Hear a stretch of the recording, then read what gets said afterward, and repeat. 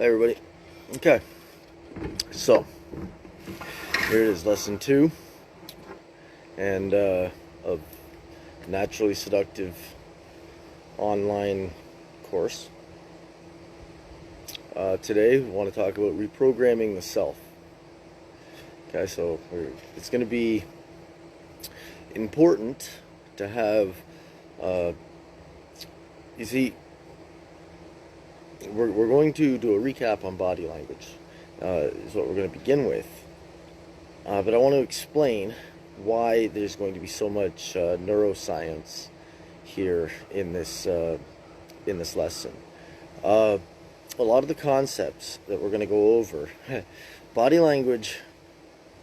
Here's the thing: if I tell you that I'm a real confident guy, you know, it's only so believable, right? But if I show you that I'm a confident guy, you believe it. It's like Tom Cruise. If you were to meet Tom Cruise, it's just the thing. If you were to meet Tom Cruise at a nightclub, let's say you're standing outside, you're having a smoke, and Tom Cruise comes rolling up, and you begin to talk to him. He doesn't have to tell you, "Hey, I've got this nice Porsche 911 or this nice Lamborghini at home." You already assume good things about him. And the guy coming up and telling you about his nice car, it kind of, well, it's like he's seeking validation, right? So demonstrations are just, they're more believable to the unconscious. I mean, your unconscious, me telling you things, it's like, okay, if I tell you something, it's like, okay, you start to, you have suspicions, right? Because we've all been lied to by so many people in our lives. You know, people have lied to us, and, you know, people always have these hidden agendas. And so when somebody comes up and they're like, okay, you know, they start talking to you, and they're like, oh yeah, I just bought this new. Sometimes, you know, it's like, it's plausible, but sometimes it's like, oh yeah, I came over here in this car, and you've never been around somebody that does that? It's you know, you meet them, and then all of a sudden they just start talking about the stuff that they have. It's never like appealing. But have you ever met somebody and it was like you're walking along or whatever, and maybe you walk with them to their car and they have a really nice car? You know what I mean? And you're like, holy shit, like, it's impressive, right? It's like a surprise, and it's impressive. Confident or high value people have high value behaviors, right? And when somebody demonstrates high value behaviors, we automatically assume good things about them. Hey, Red Pill Sanctuary, shout out. Thanks for joining the live, bro. So we automatically assume good things about people based on their certain types of behaviors, right? When somebody acts like a boss, like, we assume that they're a boss, right? When somebody's like dominant, they're powerful, or say somebody comes up and they're funny, you know what I mean? We assume that they're a funny person, and we can assume that in other situations. Stoic, thanks for joining the live stream, bro. We assume these things about them, right? We just like, we assume that in other situations they're going to be funny. You know, we assume other characteristics, other positive traits. Because the instant we meet somebody, we begin to build an image of who they are inside of our minds, right? Because we can never know another person. Never truly. You can never truly know another person. You can only know the image of them that you build inside of your mind, right? And so a lot of what we're going to go over in today's lesson is about how to construct, you know, some of the tools that you have in order to help them to construct an image of you that is beneficial to what you want, right? Now, this is not only useful in seduction. I want people to watch my stuff, so I kind of craft it towards seduction, because this is powerful information that can be used anywhere in your life. So with body language. The mind leads the body, and the body leads the mind. I agree with you. What do you think comes first, the behavior or the quality trait itself? This is what we're going to go into right now. Okay, so the mind leads the body leads the mind, okay? And the reason this happens, okay, so here's some neuroscience for you. When I do this, and I got a big smile. See, sometimes I had a difficulty holding smiles in public places. So sometimes I'd be just in other places. Okay, hold on. Anchoring. This also has to be explained here. Okay, so Ian Pavlov, this psychologist way back when, he had these two dogs, or had a bunch of dogs, and but what he did was he did an experiment, and each time he fed the dogs, he would ring a bell, and the dogs would salivate, and then they would eat, and he would condition this response to them. After a while, he would stop delivering the food and just ring the bell, and the dogs would still salivate. It was he had anchored the bell to the behavior of salivating. And this is how we all operate. Okay, this is how anchoring works. What happens is when our brain, anything that happens in the brain happens as neurotransmitters firing off binary electrical signatures to other neurotransmitters in a sequence. Okay, so the act of smiling fires off the neurotransmitters of these muscles moving inside my mouth. My brain's firing off those neurotransmitters. But every time I typically smile, it's generally I'm happy. So there's an emotion that's anchored to the act of smiling, right? This is how you can hack your neurology. So you just force yourself to smile. It's hard, but all of a sudden, within, say, a minute, 2 minutes, I think they say 2 minutes of actively forcing a smile, you will begin to feel more happy. It'll be more natural. It'll stay on because you're feeling those emotions. And other anchored responses are that typically occur when you're smiling, you're going to be feeling at that point. So that's kind of how the mind leads the body leads the mind, right? So all you're doing is you're firing off some neurotransmitters so that other ones automatically, which are anchored to that sequence of neurotransmitters, is the rest of the program runs, right? So what we are basically, essentially, what the human mind is and what we are there's versions of us, right? There's sets of pre-programmed autopilot responses. It's like if you're angry and I walk up to you and I say good morning, I'm going to get a response, right? You're going to give me a response, and that response is going to be a different response than if you were happy and I walked up and said the exact same words. So from my perspective, you are two totally different people depending on the emotion that you're feeling, right? To you, you feel like the same person. It's because, and it's the same, it's like when you're around your mother, you're a different person than you are when you're with your best friend, right? Unless your mom is your best friend, but then you're different than you are with the guy at the bar or whatever, right? You're a different person. You have different sets of pre-programmed autopilot responses depending on so there's different stimulus which these are responses to, right? So different emotions, different people that you're with, different environments that you're with. There's basically a different version of you to fit all these different places. And what they are sets, are just sets of pre-programmed autopilot responses, sequences of neurotransmitters firing off to electrical binary signatures to another.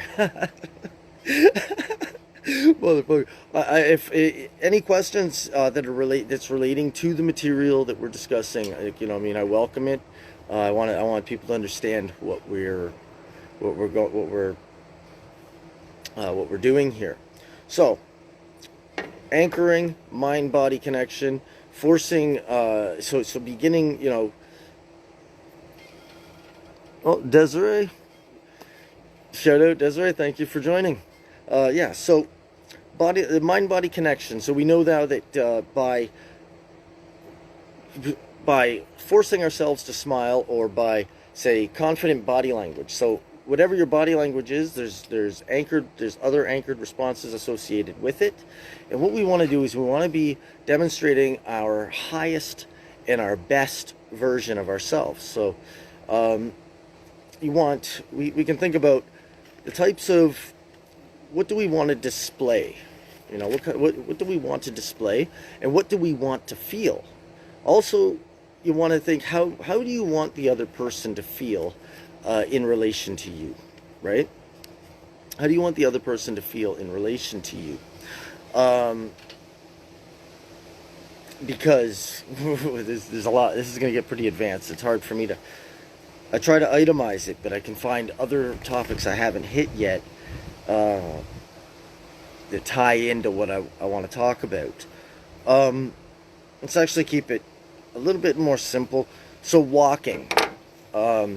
First, there are many people most of us have a very bad walk, and what you want, your walk should say something about you. When somebody sees you walking down the street, when somebody sees you, when people see you, anywhere you go, your walk tells them something about you, right? I always walked my head down looking at my feet, like my whole life, right? That had to change because people would treat me depending on on what I was presenting, right? Pygmalion effect. Shit, I wasn't even supposed to get into the Pygmalion effect till lesson 3. But the Pygmalion effect essentially is theory of expectations. We give people what they expect of us, right? So when if we expect somebody to be if somebody expects you to be, see, if you're generally a happy, good, do you have a YouTube channel? I kind of do. I have mind movies on a YouTube channel. Just basically hypnotic subliminal mind movies. They're designed to reprogram new behaviors and beliefs into the subconscious mind. So I'm a bit of a brain freak, you know what I mean? I enjoy the brain. Okay, so a confident walk. Let's just kind of go easy here. A walk that is effective when you walk around, right? There's many different types of walks. I had watched a documentary, and my first walk, it was a practiced walk. It was like the presidential walk, it was called. It was basically like George Bush or Barack Obama and these guys. And what happens is you swing your arms up, and you're keep your arms kind of swinging, but your body like still, right? Today my walk, which works, right? The reason why, okay, so the things you want to have is you want to have movement, right? So you want to grab the attention. So a lot of people don't have enough movement in the arms. You want to have movement in the arms is one key thing you want to have. You want to have your chin up. You always want to be looking up. You want to have that chin out, jawline exposed type of thing. Arms up, and wide steps. You don't want to be looking at your feet. You want to have confidence in your steps, right? So the wider your steps, or you don't want to be ridiculous, but wide, long strides convey a lot of confidence and a lot of assuredness. You're sure of each and every step. And because a lot of people aren't, right? So having assuredness just in your footing, just in your walk itself. Today I have a much more like a caveman style walk that I find is awesome. Like my walk today is just like, or what do I do? It's like, yeah, it's a very, like, I move side to side. There's a lot of hip movement. There's a lot of like, I'm very much like just walking. If you want to watch me kind of take a little bit of a stroll. My walk today is like this, right? Very much like chest up. Oh, chest up. So tits up to the sky. I always say that, tits up. longer strides, kind of swinging arms. And I kind of keep my shoulders in the same place, but up and down. And I move my hips. So hip movement is kind of sexy. So movement grabs attention. And we tend to be attracted to what grabs our attention, right? Whatever it is that's grabbing our attention. So having a good kind of exaggerated walk with the fundamentals of confidence displayed in there and boss kind of energy, right? I think most men should be more dominant, at least in the way we do things. Your sitting posture, like my sitting posture today, I like to put my hands together. I like to do a steeple, one leg crossed over the other. Let's see, I like to kind of keep like a leg kind of crossed over the other, or wide-legged, right? So one like an ankle on the knee, and sometimes, you know, hands on each spot here. But I like to keep my arms, I like to have an openness is, unless I'm doing a steeple like this, or sometimes I'll be walking and I'll walk like this. But other than that, open. Also, vulnerability in your body language, vulnerability in your postures. So, if I've got my chin up, you can hit me in the throat. When I stand and I've got my legs open, I'm leaving myself vulnerable for you to kick me in the balls. I'm demonstrating that I'm not afraid of leaving those places open to you, right? So, displaying vulnerability in your body language is very dominant, right? The guy in the subordinate position usually is going to be the one with his chin down, his legs are kind of together, or, you know, maybe a fig leaf. If you're recovering, you don't cover your genitals. Stick your dick out there. Covering the genitals is called a fig leaf gesture, and I didn't even realize how often I was doing it myself. But it's a shameful, very shameful gesture that with the body language checklist I gave you guys, I gave last week. You can find it on my YouTube I'm gonna put it on YouTube as well. But my fig leaf gesture. Let's say the last week, the body language checklist. So, you know, be checking and be mindful of your fig leaf gesture, openness, and you know, now with a walk, designing a walk. There's I mimicked George W. Bush's and Barack Obama's, the same presidential. All the presidents have the same walk. You'll notice that. The presidents of the United States always have the same walk. They've got body language coaches that have decided that that's the walk that the Americans find very appealing. Yeah, everything about them is designed. There's nothing about them that is. They're not authentic people, right? So the presidential walk. Vladimir Putin's walk is very good. My walk today is maybe a little more exaggerated even than his. Mine doesn't have the power to it that his has. He's got a very powerful, strong stride. I've got more of a sexy stride, or more of like a caveman kind of kingly. I don't know. Mine's a little different. It's got a little more different flavor to it. And just work on your own. You look like Heath Ledger. Thanks. I don't know. I just don't really like that Brokeback Mountain shit he did, man. I was not really into it, man. Gesturing. Okay, so let's talk about the beginning of a seduction is in most of all you do. Okay, so as we were already speaking earlier about demonstration and how demonstrating is very powerful, where words are not as powerful. Who has the most dominant walk you know? I'd say Vladimir Putin would be the one who would be the most dominant. It would be the walk that I like probably the best, besides my own. I like my own walk. For me, it's taken a lot of time, but yeah, you want to take. I started out with just a presidential walk. It took a long time for me to really get to know myself, to just begin. What'll happen is the more you're practicing good, proper body language. That's what I want to do is give you an idea of good body language, so that you begin to practice that, and then you'll develop your own style with the using the principles of good body language. It's the same as I'm a bricklayer, a stonemason, and with stone, it's like that. There's principles to how to build the pattern.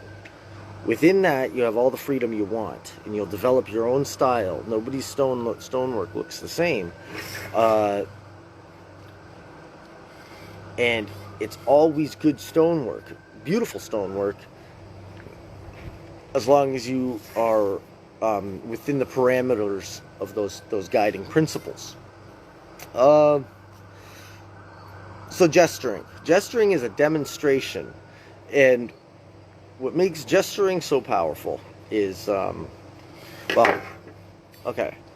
gesturing as you speak. So there's gesticulating. So gesticulating while you speak gives the mind something to process. It gives more information for the mind. So there's more of the mind is being used in paying attention to you, and there's more things for the mind to decode. There's more information for the unconscious to process, and so it makes you more of an enjoyable person to listen to. Also, gesturing in, say, a seduction, let's say, because there's two different, gesturing can mean two different things. And what's powerful, there was a book, Leo Luon's, I don't know what we got here, Luen's, I don't know how to pronounce it. Llewellyn. I don't remember, man. Anyway, she wrote a book called Undercover Sex Signals. Several other books too, like How to Make Anyone Fall in Love. All her books are good, and How to Connect with Anyone, stuff like that. There's some very good books. She's very good, and she wrote Undercover Sex Signals, and highlighted the fact that.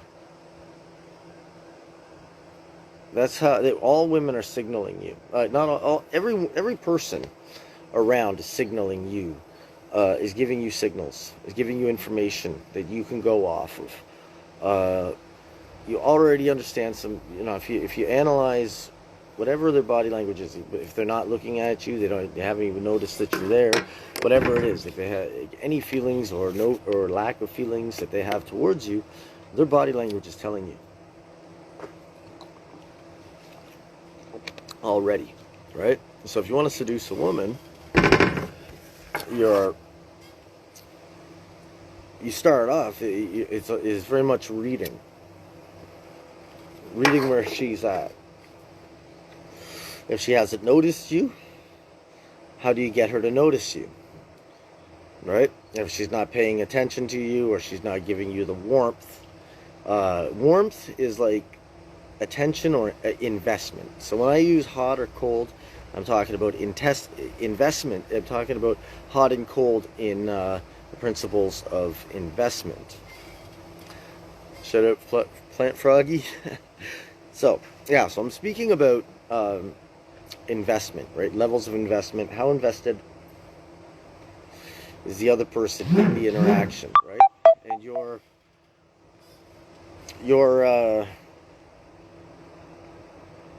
hot means that the person is more invested, cold is less invested, okay? So gesturing is very... Richard LaRuina brought this to my attention.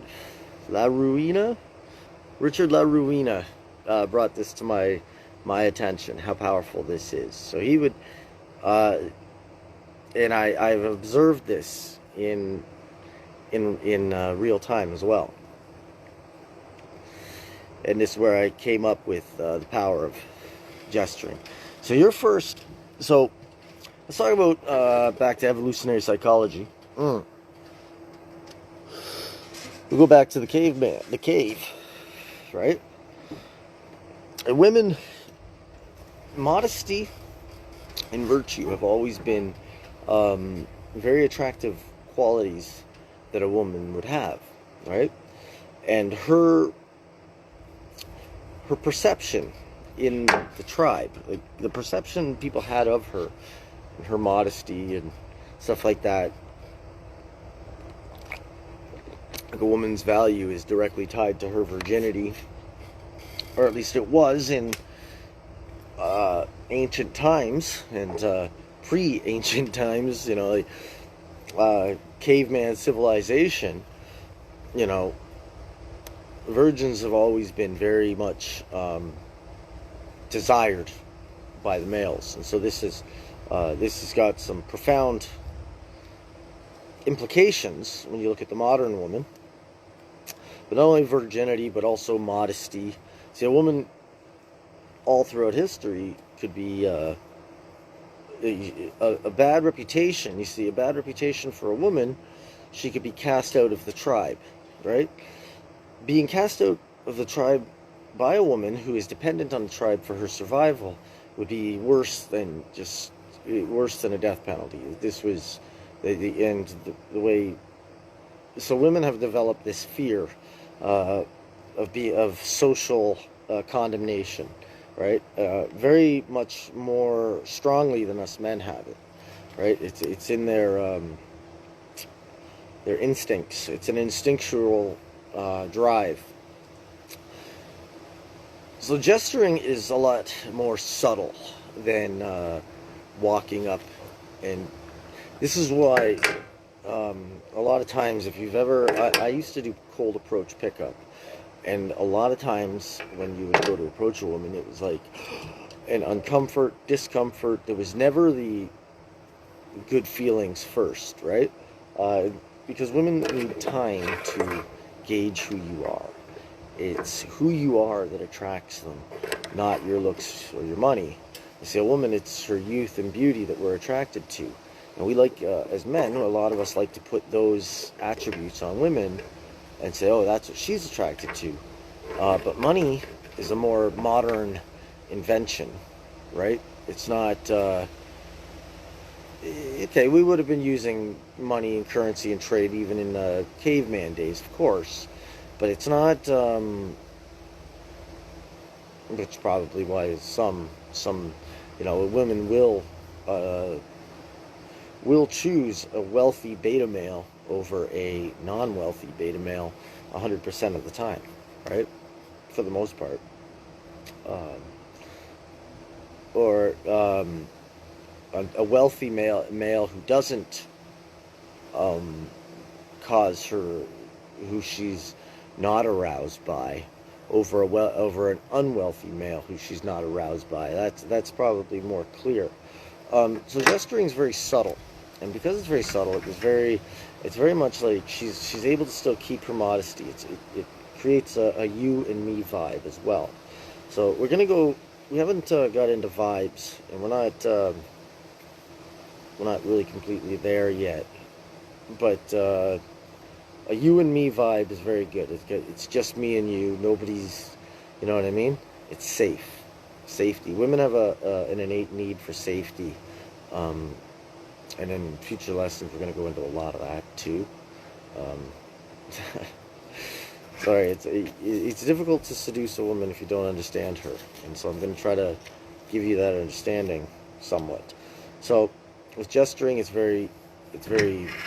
it's a demonstration as well. So it's very much like I'm paying attention to you, and she knows you're paying attention to her because she can see that you're paying attention to her, right?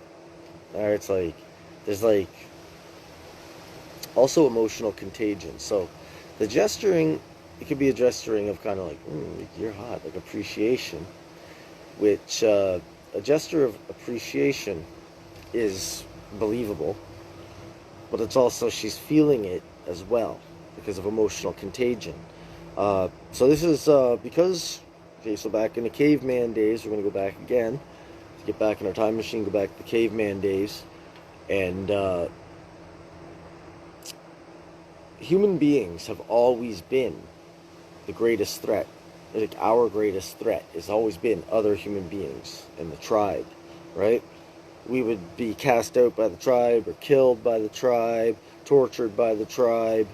So we are a very, very social animal, very much mindful of our social status and our status within the tribe, where we are in hierarchy, because all this, our lives depended on our social position. Our very lives depended on that. And genes that got passed on are genes of people who were at least accepted enough by the tribe not to be killed off before having offspring of their own. So these innate fears, these fears of social condemnation, these are instinctual fears. We're going to go into the onion mind later, the onion mind model, in a little while, and we're going to begin to understand some of these very deep-rooted beliefs and some of these deep-rooted programs, I guess, or instinctual drives, we're going to go into a lot of shit. So gesturing, so gestures, it's simply, when you see a woman and you're attracted to her, there are certain types of gestures you can do, right? There are hot gestures and there are cold gestures. And it's very much reflective on what she's giving you, right? So if she's not giving you anything, you could, what I do is I'll turn my back completely to her, completely, and do something to gain some attention by the environment. So what I want is I want to have the attention of like everybody. I'll give everybody else attention too, just not give her any. But what I want to do is I want to get eyeballs on me. It's because I know that she's going to be attracted to whatever it is everybody's looking at. If she's not looking at you, that's a move. She's doing it on purpose. Women play the game of social interaction at a much higher level than men do. See, we don't like. I used to hang out at a McDonald's and observe people. And one thing that I've observed is that when a woman walks into McDonald's and is standing in a line, she knows what's going on around her. She knows she knows people's relation to each other. She has a feeling of everybody around her. She's already beginning to construct an image of who everybody is in that environment. So have men, but we're not.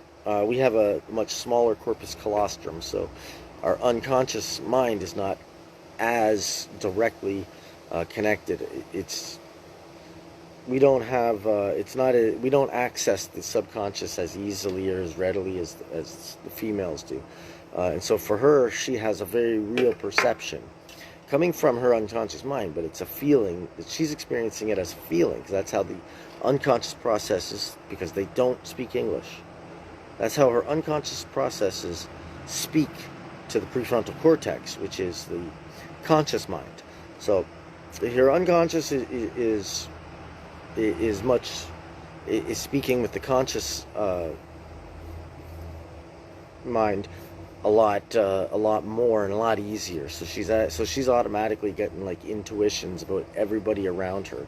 She's got feelings and she's got an idea about who everybody is in that environment. And the reason why is that she was always in much more danger. Her husband could come home and be dissatisfied with her and just fucking kill her, right? And so for her, the women who had a higher sense of this, of other people's intentions towards them, would have a greater chance of survival. And so that's why women of today have much higher intuition when it comes to other people and their intentions towards them than men do. And it was a more real threat to them. As a man, maybe you'd have to go join the army, You could be a tradesperson. You could be the local blacksmith building the swords for everyone. There was lots of things that you could be as a man that did not require you to have that level of social intuition that a woman has. That's why you don't have it like she has it. It's important to start getting it. So automatically, you know that if you're in there and you're doing, you're getting everybody. So all you have to do is be the guy who everybody's looking at. Now you're attracting attention. Now it doesn't necessarily mean it's going to be good attention, but if you have good body language, and good behaviors, you'll attract the right attention, right? Now that's not something that everybody's going to be just comfortable doing, but sometimes, when you see a girl and you like her, it's important to signal her, right? We're going to go a little bit. It's important to signal her rather than going up and talking to her. It's going up and talking to a woman, unless for whatever reason, unless you seem like the kind of guy that she's going to be attracted to, is going to fail, right? Unless unless you're readily demonstrating qualities that she's going to want to know more about, you're going to fail with that. All right. So hot and cold. When we are invested in somebody, they tend to see, when we give too much, when we begin to invest more, other people will begin to pull back less. They'll go colder automatically. There's like this yin and yang, or this balance that occurs between people. And when you go cold, other people will tend to chase, right? So if you're, if by demonstrating some negative body language, like just turning your back on a woman, she then begins to question. That gives her, she'll begin to question herself. She'll begin to question herself and her own value a little bit, or she'll want to seek that attention, right? She'll be like, why isn't this guy looking at me? Who the hell's this guy? Right? And so it becomes a challenge, right? And that's one of the first things you want to do in a seduction, is you want to actually become you want her to feel a challenge. You see, you want her to be chasing you, So hot and cold, or the carrot and the stick, is going to be fundamental in directing her behaviors, right? So you're living in a society now where you're not allowed to force anybody to do anything. Everybody has autonomy over themselves. So how do you propel somebody's behavior? You use the carrot and stick, right? You use you entice and motivate the person to adapt the behaviors that you're looking to, right? So you try to so enticing and reward, right? So you think of hot as your reward, and your cold as enticing. So your cold is like bringing them closer to you, making them hot, bringing them closer. So you pull back and let them invest more, and then reward that investment. Reward that investment always. Any investment or any increment that she moves forward towards you, you reward that by with good feelings. Good feelings. Always reward her moving forward with your good feelings, and then cold, in order to entice her to now invest even more, right? So it's like good feelings, feeling great. Here's your reward, and then kind of boom, off and cold, and propelling her to want to chase you. This is something I don't even have this mastered yet. I don't even have this mastered yet. But if you get good at this, you get good enough at this. This is how, this is how you, with hot and cold, is how you develop the kind of comfort where women are like sitting beside you and they start rubbing their legs together. Well, no, that's just kind of like hot. it does that. But cold is also, it's how you'll, that's how, it's my coldness. You see, in pimps talk about, you know, icy cold, you know, iceberg. You know what I mean? You got to go from ice to iceberg. It means you got to give her complete cold and get her to motivated towards moving towards your way. Ice to iceberg, and I'm gonna use a lot of pimpology as well, pimp terms, because they've discovered tricks in motivation that I haven't found anywhere else, really. I mean, the BDSM community has a wealth of information that even the pimps don't have or aren't using, that I also enjoy. But but I do like the motivators and I take information from wherever I can get it. If I find it useful, man, I incorporate it into my encyclopedia up here. Hot and cold, yeah. So cold gets her chasing. Hot is like a reward. Recap on affirmations. Okay, so self-talk reveals truth. Okay, so by paying attention to the things that you say to yourself, not even just the things you say to yourself, analyzing what assumptions are being made. Almost every statement that we make, so not every statement, but it's it's a lot. Okay, there's a lot of things that people say. You can't have a conversation with somebody without some of their beliefs becoming without some of their beliefs, underlying beliefs coming to light, being displayed in their language, and yours as well.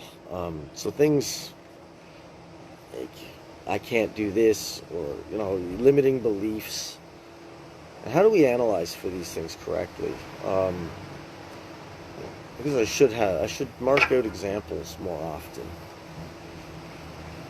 But say yesterday, I was on a live stream with a guy who was talking about looks and money, how they matter. And I made the point that if you can get a woman's pussy wet, looks and money, she doesn't care what you look like or how much money you got. She's got an itch and she needs it to be, she wants it scratched. She's got to have it scratched. That's what my game is about creating, right? That's what all this that we're doing right here, that's what all this is about, is creating that. The wet pussy effect, let's call it. I don't know. It's arousal. But I like to be vulgar. I like to use my own terms. I don't know why, but there is a part of me that I enjoy vulgarity somewhat, for the shock value, right? Sometimes vulgarity can have a little shock value to it, and make me come across a little more edgy, I guess. Because but what you say to yourself reveals a lot about who you are. The types of things you say, what you feel in general, in public. Getting to know oneself is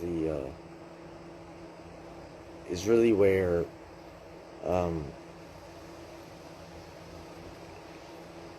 well, how does one... Okay, I've got a lot to do. I'm going to use the bathroom. I'm going to come right back. I'm just going to take a piss over here and come right back.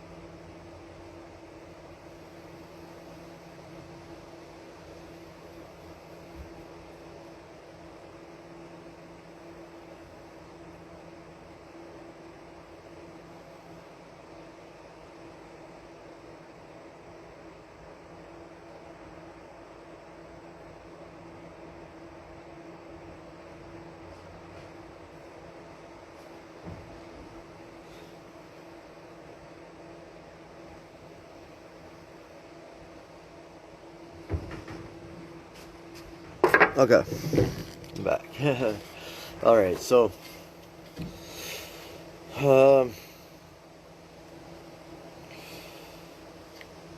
sometimes, okay, there's other assumptions are made. Like a lot of times, because especially with culture, right? A lot of times culture tells us a lot of things. Like a lot of times, you see, like guys who buy a woman a drink and expect her to sit there and talk with them afterwards, right? Let's say your opening line to a woman is, "Hey, can I buy you a drink?" Right? This is your opening line.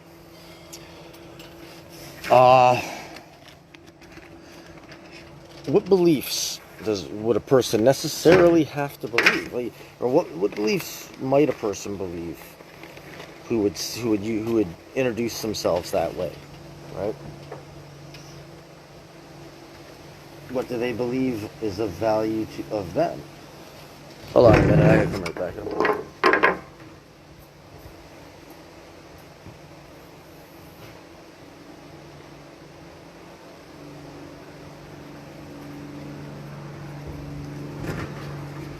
So,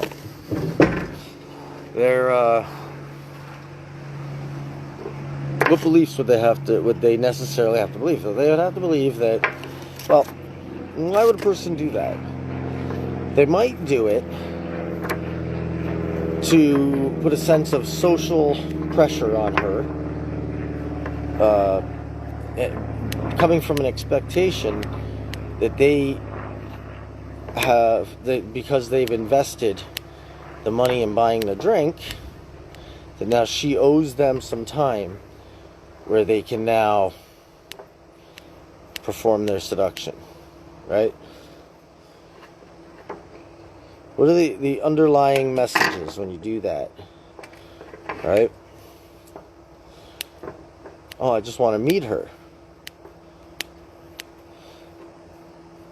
Why is it such a bad thing? Wanting to meet her is one thing, right? So let's talk about manliness. What is manly, right? Well, men are not supposed to be scared of anything, right? Any kind of fear is unmanly. We all have them, or not so much fear, but not overcoming. A man is supposed to be overcoming challenges. He's supposed to be. He's not supposed to be stopped. Right? It's an impelling force, and so when a man feels fear, it's not appropriate for him to give into that fear always. Most times. It's not the most masculine response, although sometimes, it's common sense and it's safety and it's, you know what I mean? There are overriding factors there to not give into your fear would become unmanly. A man's supposed to be thinking, right? Logical. We're supposed to be like, fathers.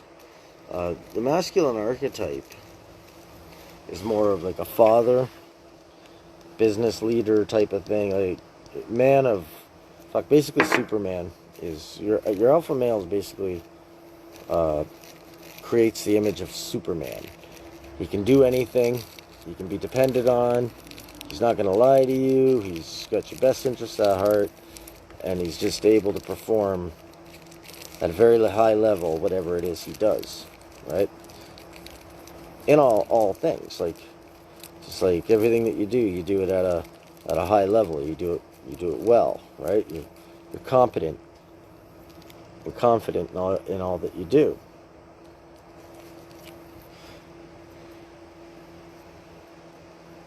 Putting in energy. It's an energetic thing. Masculinity is like an energetic thing, right?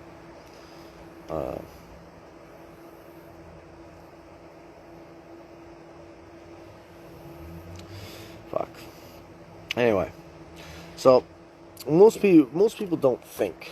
What we do is we play a tape over and over inside of our minds, right? It's basically the same types of thoughts, right? Very similar thoughts,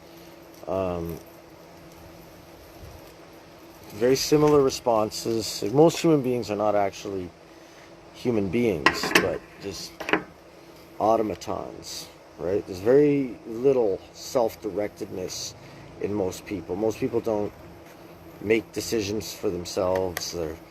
But these are masculine traits. These are things that, self-directedness and self-sufficiency, self-determination. These are all very masculine things.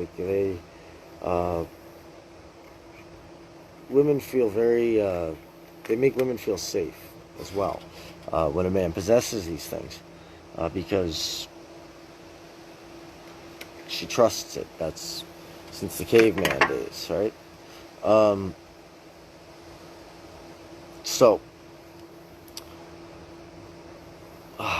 it's starting to get, okay. Your confidence, so thoughts that you say to yourself, right? A lot of times you might say, oh, I don't know if I can do this. Oh man. You dwell on things that are thoughts that keep you in a small frame, that frame you as weak, right? So it's like, oh, your boss tells you got to do something at work, right?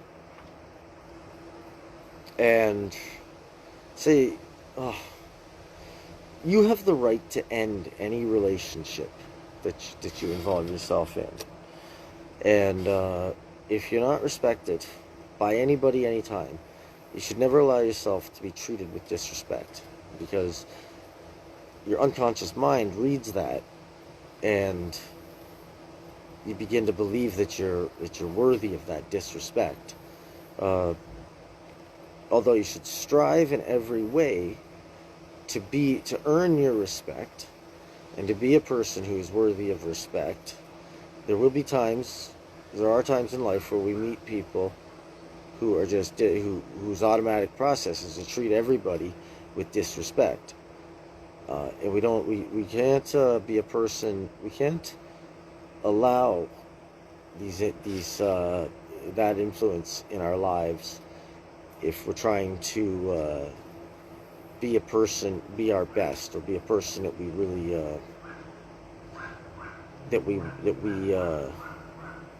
in order to be a person that we really I'm gonna say. So when you think about the mind, okay, you think about the unconscious and the conscious mind. They speak different languages. Okay, you've got the conscious mind, which does not speak English. It speaks the language basically of experience and emotion. Well, really, it speaks a binary electrical signature, but what it is imprinted with is experience and emotion, right? So through the five senses. So the only things that are real to the unconscious mind, say the unconscious mind is over here, it doesn't have the reasoning and logic capabilities, because that's over here in the front, and in lobes. But the unconscious mind is 9 times larger, faster, more powerful than the conscious. It doesn't speak the same language, but it is written by something. It's written by what are the eyes experiencing? Sounds. What does it feel about things? Right? So it's experiences. So it's because it's even our language, every word is just a symbol of something, right? So it's a symbol. So the unconscious mind will speak symbols, which every single word is a symbol, right? It's a symbol of something. It's a placeholder so that we can conceptualize something, right? But it's not a thing. It's a symbol. That's the power of symbols. Every word in our language is a symbol, and the unconscious mind translates those symbols into meaning, and it translates the emotions that you're feeling, and the experiences that are happening to you. Like say, even there's times maybe one of your parents, or maybe you were a kid and one of your parents said something to you, and you remembered it for a long time. It's an experience, right? So whatever you experience, so if you experience tragedy, or so trauma has a way of traumas are very well, here's what happens. See, traumas are so impactful, and that later on they become, we want to avoid that feeling, and then we develop compulsions and obsessions, and we develop all those types of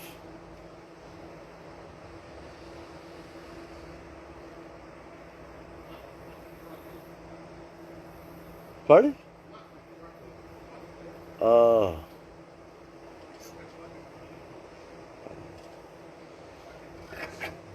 just so the oh shit, this is I'm gonna have I have to figure out how to teach some of the things that I want to teach. But okay, so just by simply just saying things, like, so if I want to say, like, I deserve respect, I want to feel that deservedness. So maybe sometimes you take some time, and you could have a list of affirmations, but you want to have certain qualities in there, and sometimes you want to talk about behaviors that you want to adopt, right? So it's like, start talking to yourself as you're the person, as if you were that person, right? So sometimes I used to say, when I say, sometimes it would be like, what were affirmations that I used to use? Most of my affirmations that I used mostly were like, well, a lot of times so what I did was I would tell myself a story. I was like, okay, I'm a sexy motherfucker. Everywhere I go, women want to fuck me. Everywhere I go, I just walk around. Girls they just grab people's attention. Whatever else, it would be it would be like a paragraph, or a couple paragraphs. It would be like a paragraph of writing, several sentences. And it would be a descriptive thing that I would say to myself over and over again, and then oftentimes I would add to it, right? And this became a reassurance for me. Another thing that I did was I anchored a response. So I anchored the response. I was just like, I put my hand. See, at the time I had a comb over. My hair was maybe this thick, but I would grab my hair and I would just comb it over, and I'd go. I just feel pleasure. This is where I first discovered the psychic vibe between men and women. Is that I would do this, and I saw a girl that I liked. A lot of my early experience was on buses. I was on public transit, where, like, what are you gonna do? Get up and go sit beside her? Like, you know what I mean? Oh, I got a half an hour, 26 seconds remaining. So what I'm going to do is I'm going to end this in the 22 seconds, and we will get back on it. Or no, we'll just leave it there. No, I'm just starting. I'd have to do another hour here. Oh, shit. I'm just asking. Okay, I'm going to end this and come back.